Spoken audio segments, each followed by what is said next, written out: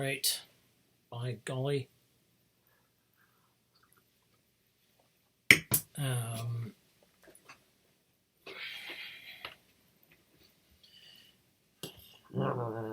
uh, I was thinking about the kinds of things you might want to see. That's definitely a piece of fluff. It's not something living. That's my main concern. Is it alive? I must deal with it. If it's not alive, onto the floor. Onto the floor where I vacuum it up later, postponing my problems into the canister of the vacuum. Yes, okay. If there are things that you would like to hear about, if there are things that you want to, it's like I would like. Natalie and I were looking at the AFI, the American Film Institute's list of 100 best movies of the 20th century. And, if you want sort of like, my take on classic movies, like, oh boy, just what you needed. We could do that. So anyway, let me know what you would like. Keep those cards and letters coming. Anyway, today, one of my favorite movies of all time, Night Moves. You can see, I'll turn it this way so you can see it. This is such a favorite film of mine that I haven't even opened this copy. Wow. That's partly because I don't want to ruin, ruining a text. It's when you love a piece of art, sometimes we have this discussion about, what is a classic, what makes a classic, and what makes a work of art which is popular, a persistent or perpetual work of art. This is what gives it legs, and the answer to that is usually that there's depth to it, that we can come back to it and find more in it. Now, some people wouldn't buy that at all. They'd say, no, it's beautifully done, or it shocks us, But so basically, it's like if we look at a classic piece of art or film. Let's take a piece of film. Why has the Wizard of Oz, for instance, stayed a classic? Well, we could say it's because of Judy Garland, or we could say it's because of the book, which was a smart take on basically what was happening to the Grange movement in the late 19th century. Because it really is about, the Wizard of Oz is really about the plight of the farmers who were stuck listening to the Cowardly Lion. I mean, this is the politics behind the Wizard of Oz. The Cowardly Lion is William Jennings Bryan, the Lion Bryan. Sometimes he was called the Lion, and Bryan, you'll remember, was the guy who was the prosecution in the Scopes monkey trial. So he is the guy who was basically saying, evolution is nonsense. We shouldn't be teaching it. And Clarence Darrow was saying, yeah, we should be teaching evolution. So Bryan is considered by some to be this sort of what we would now say a red state sort of simplistic populist, I guess.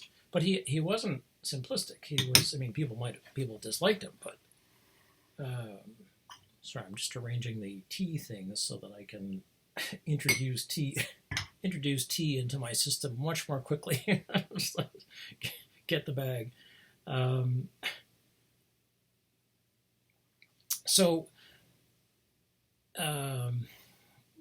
William Jennings Bryan, in the late 19th century, there was in America, in Central America, in the Midwest, what used to be called the breadbasket of America, Kansas, Ohio, Indiana, I guess, included Indiana, um, what are now considered to be the flyover states, which have become so important in the last 4 years, well, 8 years. Flyover states because you just fly over them, basically. How many people actually go to, Cincinnati, that kind of thing. So Bryan was part of the Grange movement. And the Grange movement was a series of basically populists. So it was people.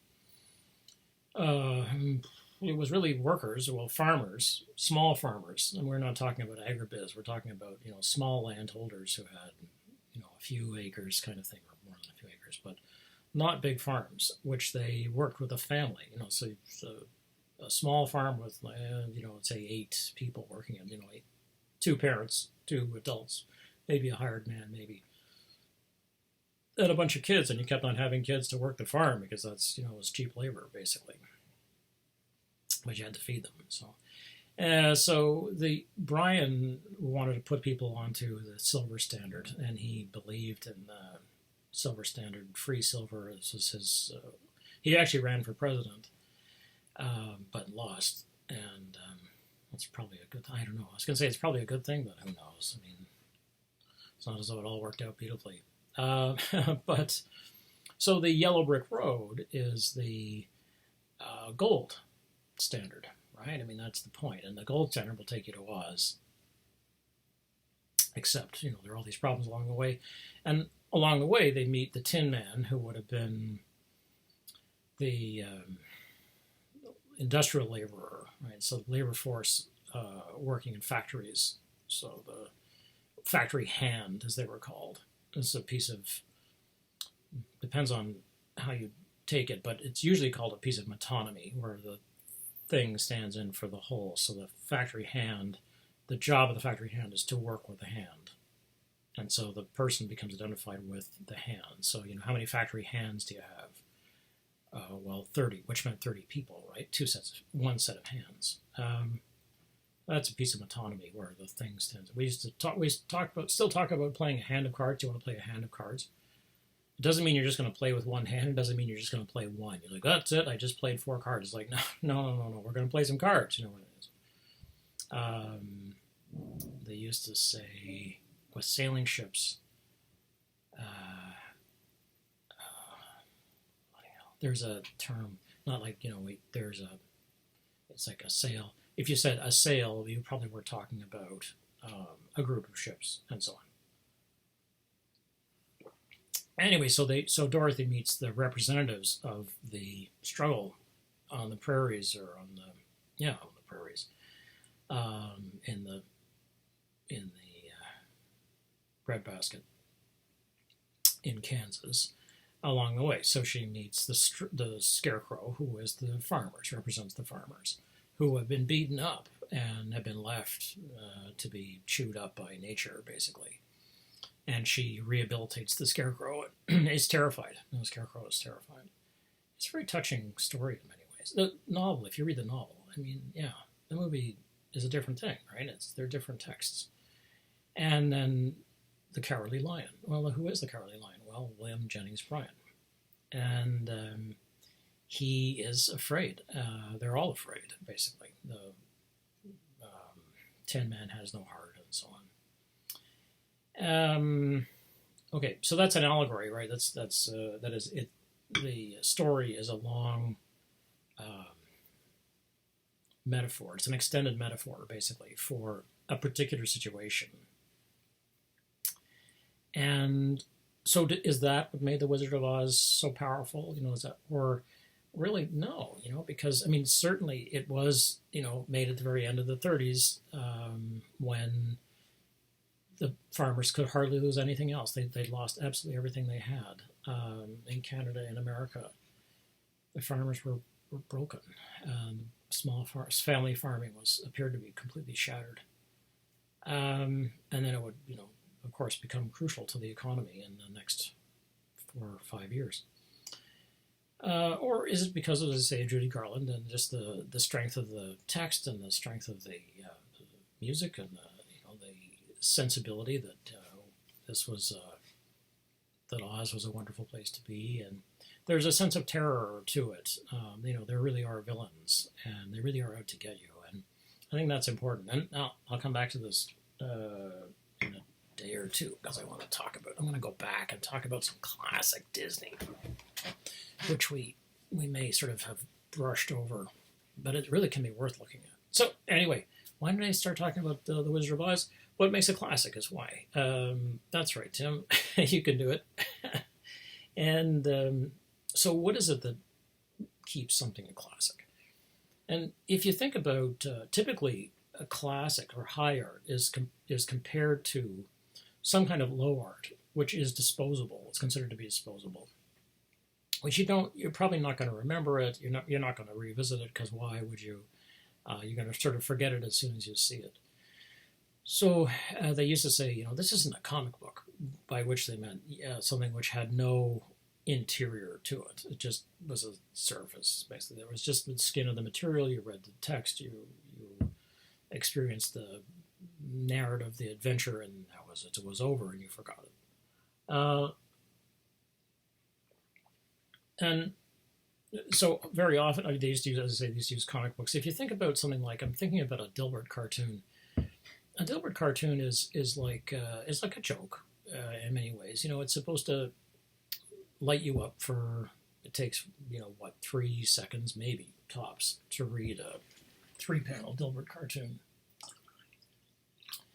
It depends on how you read them. But if you look at that, you're like, oh yeah, that was fun. Okay, on to the next. And you want to read, if you read the comics online, or you probably do read some comics online. You probably read, I don't know, Sarah Scribbles, right? Sarah Anderson, or Ali Brosh's stuff. That's different, because that's really more like a comic book, because it's quite a long narrative, and she really writes. She's the hyperbole and a half person. And there's more to that, because she's telling a story, and the story is probably going to hit home with you. Whereas a Dilbert cartoon, you look at it, you're like, yeah, it was amusing, or not today, today it wasn't amusing. Well, next, on to the next thing. That's the difference between, say, something which is skin thin, it's the surface of a skin, or something which has depth to it, and you keep going back to it. There's a mystery about a text which is a classic. There's something there that enthralls us and that keeps us coming back to it. And partly it may just be but it may be that the pleasure of the text is what makes you feel, oh yeah, I want to experience that again. I want to have that same experience. I want to feel the moment of joy, or the moment of justice, or the victory of the main character, or the sadness. I mean, maybe it's, maybe you just want to have a strong emotion. You want to cry. It's any of these reasons are good enough, basically, to take you back to a text, and they're all legit. I mean, there's nothing legitimate about any of those things. Laugh, cry, justice. It's all good. I mean, that's what art is for. Which is why people like me have been saying, well, popular culture is for years. Anyway, and now it's like, well, yeah, there's lots and lots of us saying this stuff. There's a lot of us saying it back in the day too. Just weren't so many places to say it, and it wasn't so accepted. So why is it? Why is a classic a classic? And this isn't something I'm going to answer in one thing. It's a complex topic, but typically what brings you back to a thing is that there's a mystery in there. And I don't mean there's a mystery in the narrative, but there's a mystery in what is it that brings you back. You're intrigued. There's something that brings you back. For some reason, this particular thing speaks to you, and you don't really know why. So you keep coming back to it. And you want to, part of it is re-experiencing. You want to re-experience the emotions and the good parts of it, or the bad parts of it. I mean, you want to have that. Like, people love the Shawshank Redemption. It's like, okay, it's not my thing, but, it's a very particular kind of American story. And part of it seems to be and I think part of it's ironic. Part of it is a very male story because despite the fact that this guy's getting raped, what is it, every day he gets raped or something like that, he still persists, and so I think it's a real male. That's a real male text because it sort of shows men that you can have your worst fear for a man. I suppose a couple things: emasculation, I suppose, is one. Being raped, I suppose. Um, those are fears for everybody, I would guess. Well, emasculation is really only specific to to people who have the penis. So not all men either. And whatever, it's another complex discussion, right? What is emasculation? But anyway, you can see where the Shawshank Redemption would be sort of like one of these. It is a redemption, right? That's the point of the story, and so people must feel there must be some like, aha, despite my worst fears, basically. So it may be that it's a movie that allows people to explore, males and men to explore their greatest fear. And also it is to some extent a romance or a bromance, I suppose, between Morgan Freeman and what's his name? Tim, what the hell is his name? Tim Robbins. I don't know. It's always astonishing to me when I see, like the most popular movies of all time, and there's the number 3 or number 2, Shawshank Redemption. I think, oh, really? Wow. Okay. I wouldn't even put it in the top 100. Are you kidding me? It's like, but anyway. So as I say, now Runaway Train, which I think really is significantly about human fear. Well, it's not that Shawshank Redemption isn't about human fear. It is. It's just not. I'm just like, okay, this guy got raped. That's terrible. He keeps getting raped. And there's this sort of fantasy story about how he gets out of prison and is okay, whatever. I should probably see it again because the first time I remember thinking, oh yeah, that was okay, and then it became one of these massive sort of permanent classic. What is a classic? As the Tolstoy's famous essay says, what is a classic? It's like, good question. Good question, Leo. So, if you return to the story, there are a number of reasons why you return to a text. It pays off for you, but it also may have some mystery in it. And so Runaway Train, which I mentioned a minute ago, is a Kurosawa script that was filmed by, I think it was Konchalovsky. And he shot it in America with Jon Voight and Eric Roberts and Rebecca De Mornay. It's only really a 3-hander. And it is one of the most, astonishing films I've seen. And it's another breakout film, so they have to get out of. So Jon Voight is this complete monster. He's just an animal, and he just has no. He's got no. I don't know. He's got no. He seems to have no sort of none of the better human emotions whatsoever. He's just sort of this monster.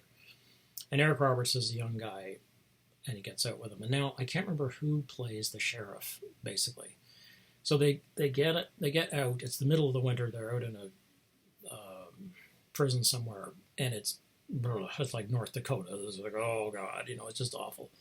And so they have to cover themselves with saran wrap.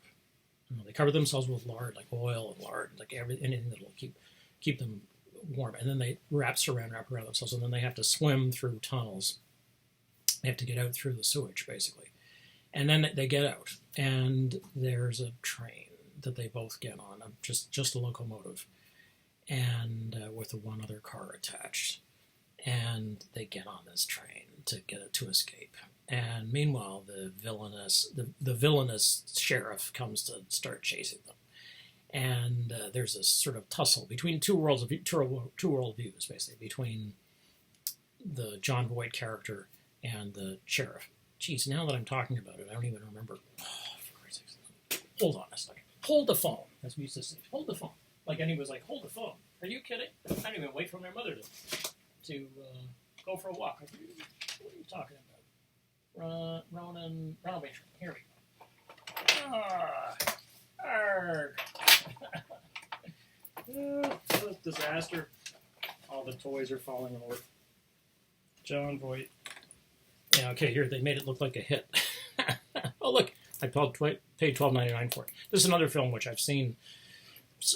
This is why these things are still wrapped up. Richard Israelos stuff. So, yeah, Konchalovsky directed it, and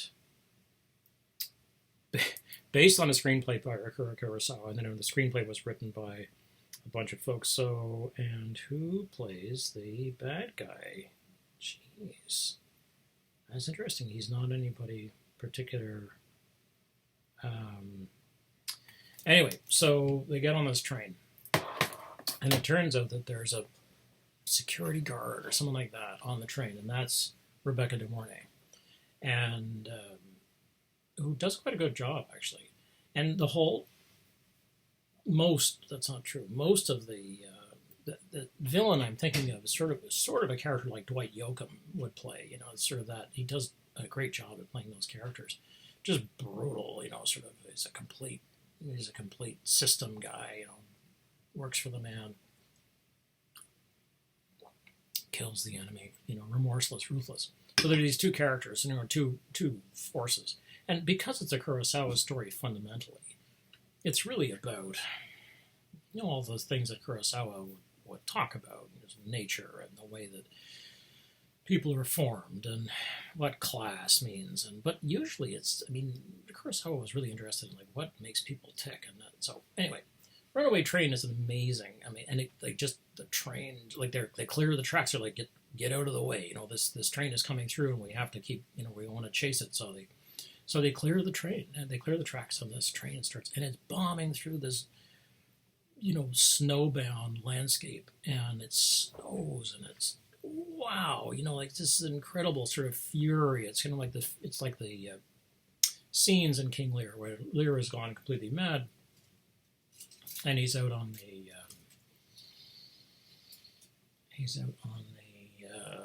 what the heck? You never know what's going on. Every day it's a different whole parade. He's out on the, what was he saying? No. Yeah, Jon Voight gets out on the train and he's like, all right, and it's just, King Lear. Sorry. He's out on the heath, and for me, there's sort of, they are the heart of the play, but at the same time, they are endless, they're interminable. I love King Lear, but not to see it, because it just goes on and on and on and on. I'm like, oh, God. Except for Kurosawa's version of King Lear, Ran, which I think is one of the most amazing films of all time. So there you go. Even in Ran, the scenes with the Mad King Lear, the Mad King, basically, and the Fool, who is sane, and is the marker for the King's sanity, basically. And the discussion between the Fool and the King are at the heart of what it is to be responsible and what it is to be a monarch, but also what it is to be a parent and everything. There's hardly any discussion which is about power and about justice.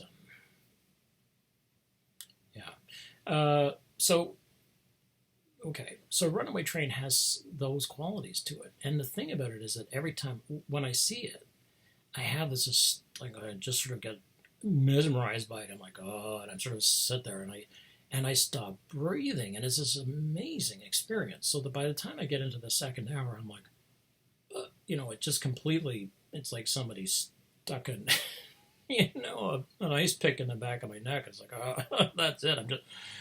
But the thing is that I know from experience with other texts that if I watch this thing too many times, I won't have that experience. So it will go. The mystery of it will go. And I'll have lost it somewhere in there.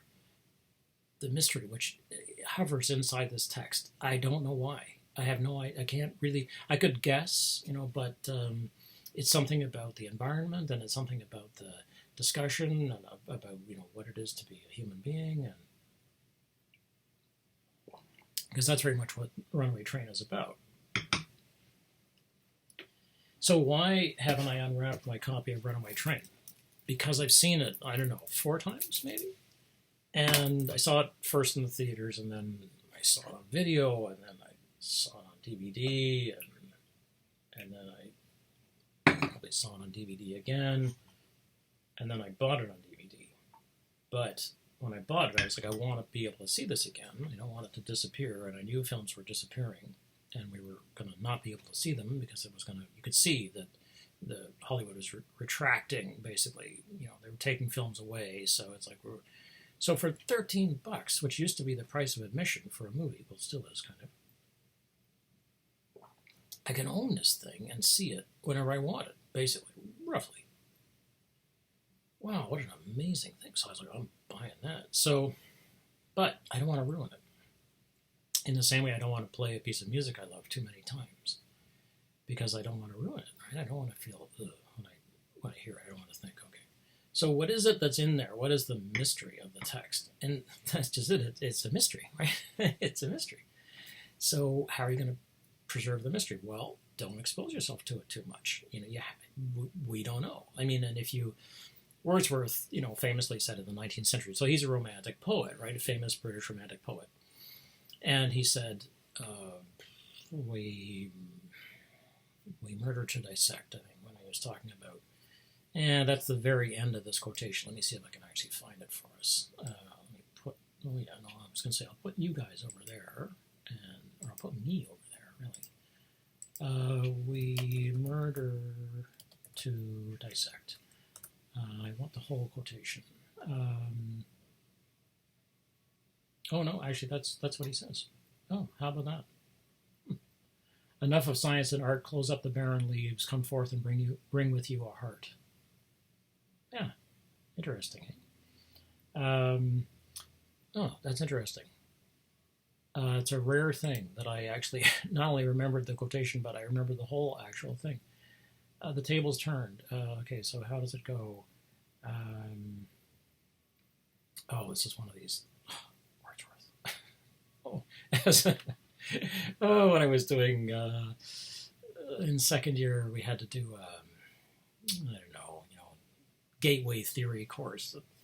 At the time, was basically a discussion of criticism. It was literary lit crit, and it was sort of from Aristotle to the present.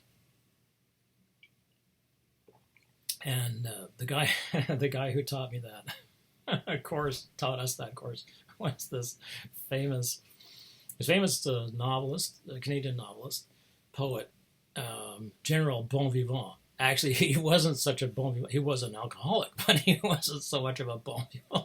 He used to come into class. There would be women who loved this guy. He was a sort of quintessential Irishman. He would stand at the front of the room with this big, he looked like Bill Bones, the NCY painting of Bill Bones. Big guy. And a couple of fans at the front of the class who would bring in a couple of bottles of red wine, and they'd just pour him red wine all night, and he'd be like slowly, wasn't getting drunk, he was just sort of getting more relaxed because it took a lot for him to get drunk. I never actually saw him drunk, thank goodness. But anyway, he was very funny. If you weren't the target of his humor, he was funny. Oof. Anyway, about Wordsworth, somebody said, don't you love Wordsworth? And oh my God, the last thing he loved was Wordsworth. I mean, yeah, he loved. Okay, yeah, Wordsworth was not his thing. I mean, as far as he was concerned. So then he said, "You think Wordsworth is great? All right, next week we'll talk about Wordsworth." So he brought in some poem by Wordsworth, and he just shredded it, And he's like, yeah. So it starts off, and it's one of those typical, Wordsworth poems that they're wandering around a pastoral landscape and there are sheep, safely grazing and so on. And, the shepherd is like, and then, Wordsworth gets into his head as usually he does. He's like, oh, and now I'm having a vision, and when he floats off into a little Wordsworth cloud, like a Muppet. He gets in a Muppet cloud with those two little eyes going, oh, I don't think those, I'm a happy cloud, that kind of thing. So this is Wordsworth cloud. So this guy was like, okay, so the first stanza, not so bad. The second stanza, okay. By the third stanza, like, what are you doing, Willie? I don't care. That's what he called him, Willie. What are you doing, Willie? I don't care about what you're, what you're writing about. Who cares about what you're thinking, Willie? Like, let's stay focused on the farmers. Anyway, so let nature be your teacher. Yeah, that's right. Here we are. Okay. Sweet is the lore which nature brings, capital N, nature, right? Sweet is the lore which nature brings. Our meddling intellect misshapes the beauteous form of things. Oh, dear me. Okay, so, if you just will follow nature and stop thinking, everything will be fine. And there's a lot to that, Yeah. Our meddling intellect misshapes the beauteous form of things we murder to dissect, right? It is the end of the stanza. Enough of science and of art, capital S, capital A. And here he would be thinking about natural science. This is the beginning of big science as we know it now. Close up those barren leaves, the book, right, which is full of barren leaves. There are leaves outside, they're green, and then the book inside is full of brown leaves, which have been printed on. They're dead. Come forth and bring with you a heart that watches and receives. Yeah, so it's the sort of fundamental romantic worldview, which is, it's to go out into the world, go out into the natural world, and learn from that. Anyway, so as this guy would say, what are you doing, Willie? So, what is it about, you can try to take apart a text that you love, but it's never going to work for you again because you'll have dismantled it. You may understand it more, you may understand the mechanics of it more, but you're probably going to kill it. And this is certainly true with a number of texts that I've taught over the course of, say, a number of years, different kinds of texts. It's very hard to see them again as being, certainly you can't see them the way you first read them. Good Lord. I mean, the first time I read Gatsby, I was 11, I think. Yeah, that's right. And I was in the hospital. And I loved it, but I don't know why. I didn't know why. I mean, I didn't get it. I remember getting to the end and thinking, what? And I was like, oh well. I was like, on to the next thing. But I loved it. And, but then, after many years of reading it and writing about it and teaching it, and, I came to have a profound respect for this novel and for Fitzgerald as a writer. It's a beautiful book. It's beautifully written. And I think it's a pretty good picture of the crazy super wealthy. And it's a pretty good picture of the sort of insanity that drives America. I mean, Jimmy Gatz, who becomes Jay Gatsby, is a pretty terrifyingly accurate portrait of lots of would-be famous, wannabe stars, basically. And by star, I don't mean movie star. I mean just, Anyway, so all of this is going to explain why my copy of Night Moves is not open, so it still has the security tags on it, right? Because I've seen it so often that I don't want to ruin it. So the next time I see it, I want to just relax and enjoy it. And I know the lines. So this is one of these things. What happens when you sit there and you say the lines ahead of the text? Can you actually enjoy the text? Yeah. Can you actually see? I don't know. I one of the films that I saw in my teens, in my youth, to death was Young Frankenstein, also Blazing Saddles. But Young Frankenstein turned out to have sort of more like, because it's a very funny movie, and Gene Hackman's in it, and it's great. And Gene Wilder does a great job, and Terry Garr is excellent, and it's beautifully written, and what's her, Frau Blucher. It's funny, it's lots of nice moments in it, and Madeline Kahn is tremendous. Peter Boyle does a great job as Frankenstein, or the monster. It's great. It's hilarious. It's wonderful, and it picks up all those sort of, and Marty Feldman as Igor. Yeah, it's great. It's terrific. But the thing is, if I put it on, I'm going to start knowing the next line, the next line, the next line, and my mind is going to be jumping ahead to the next line. I'm not even going to be there watching it. It's going to be, there won't be an experience because I'll already have had the experience. I was reading this about some guy the other night, and his brother, I think it was his brother, his younger brother, loved Shrek, and he watched it obsessively, apparently, to the point where he actually knew the movie. Like he knew it like beat for beat, like he knew the movie.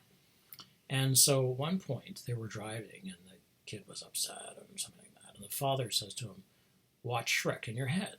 And he's like, "Okay." So he sits there, and he started like he just sort of zoned out, and they tried to interrupt him. He's like, I'm at the point where like the donkey is, donkey is wooing the dragon. He was like, okay. So they left him alone, and it took him exactly the time that it took to play the movie, like minute for minute. He was watching it, in real time, in his head, and then he stopped and he was happy. He was happy while he was watching it, and he was happy while. Yeah. So after a while, if they wanted to calm him down, they would say, just watch Shrek, and he would start watching it in his head. But they had to be careful because he was going to tune out for 90 minutes. Like, he would be gone for 90 minutes. Okay, if you can do that, what do you need to put it on for, right? What are you doing when you put it on? So this is the issue that we face when we know a text so well that we risk killing it. Arguably, this guy... because he had so successfully embodied the film, that is, he took the film into his body so that he could experience it, not just in his head, but that he would have the whole experience of it. We would say virtually now because we think that's what it means.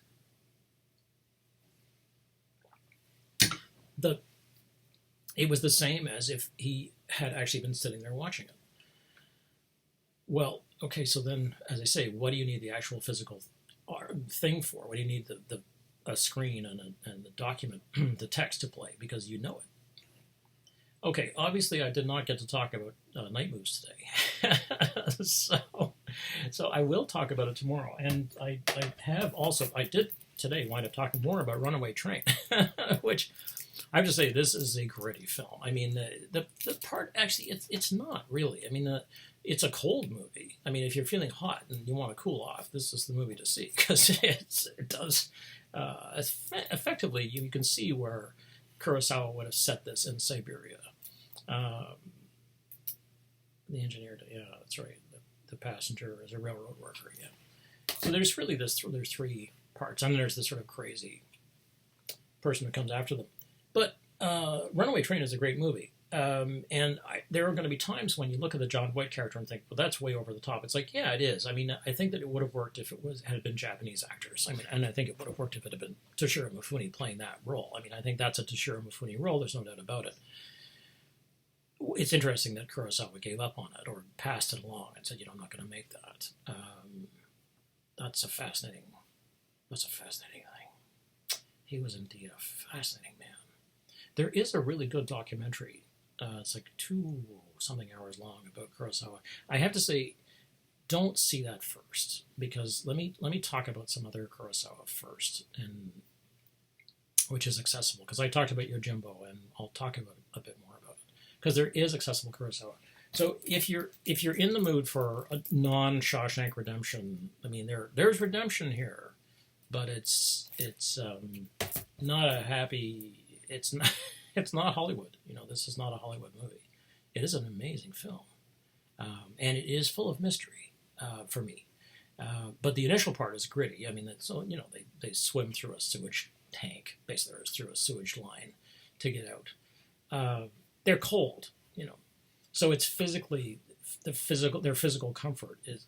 This is one of Kurosawa's things. You have to set aside your physical comfort. Yeah, okay, lots of films say that. So, but then we get into the discussion basically of, what is it to be human? Jeez. This one cat we have is doing her very best to put cat on every single surface in the house, and she's pretty much succeeding. I think she's nearing 83 or 84% at this point. So that's what we would say, as Charlie Sheen used to say, winning. Winning. Drinking tiger blood and all that crazy Charlie Sheen stuff. Does anybody remember Charlie Sheen anymore? See? Not a classic.